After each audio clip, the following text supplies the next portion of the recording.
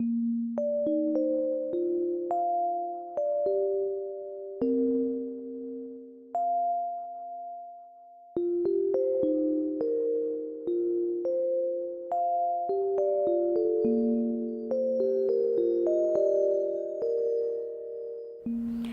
iKids, what's up?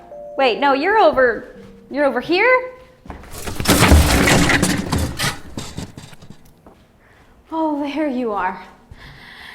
You're probably wondering why I'm blindfolded. Well, it's because today our story is about a blind man. Uh-oh, while I was blindfolded, someone erased some of the words of the Bible verse off of the chalkboard. I hope you know it well enough to say it with me. Some of the words are missing. Can you do it? Try your best. Isaiah 53, 4-5. Surely he has borne our griefs and carried our sorrows, yet we did esteem him stricken, smitten of God, and afflicted. But he was wounded for our transgressions. He was bruised for our iniquities. The chastisement of our peace was upon him, and with his stripes we are healed. Isaiah 53, 4-5. Wow, you guys really have been working on it. I wonder if you can say it with me without any words at all. Let's give it a try. Isaiah 53, 4-5. Surely he has borne our griefs and carried our sorrows. Yet we did esteem him stricken, smitten of God, and afflicted. But he was wounded for our transgressions. He was bruised for our iniquities. The chastisement of our peace was upon him, and with his stripes we are healed. Isaiah 53, 4-5. Notice the first words of verse 4. Surely he has borne our griefs and carried our sorrows. This means that no matter what we go through, Jesus has already been through it himself. He understands and will be with you through every difficult time, just like he was with the blind man in our story today. Open your Bibles to John 9 and follow along with me. While walking with his disciples, Jesus saw a man who was blind since the day he was born. In John 9, verse 2, the disciples asked Jesus, "Master, who did sin, this man or his parents, that he was born blind?" They thought this man's blindness must have been a punishment for sin. But in verse 3, Jesus answered his disciples, "Neither hath this man sinned, nor his parents, but that the works of God should be made manifest in him." During Jesus' short time on earth, he healed people to show God's power and to give him glory and point people to him.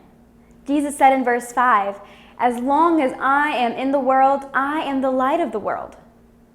As soon as Jesus was done speaking, he spat on the ground and made clay from the dirt, then anointed the eyes of the blind man with clay.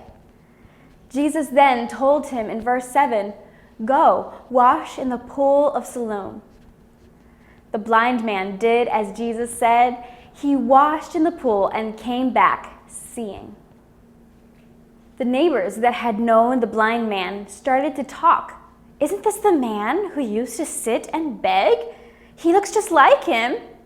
But the man who was once blind explains to them that this man named Jesus made clay, anointed his eyes, and told him to wash in the pool of Siloam. He did as Jesus said, and now he can see. So they asked him, "Where is he?" But he didn't know where Jesus was. They brought the man to religious leaders called Pharisees. It was the Sabbath day when Jesus made the clay and opened his eyes. The Pharisees asked the man who was once blind how it happened that he received his sight.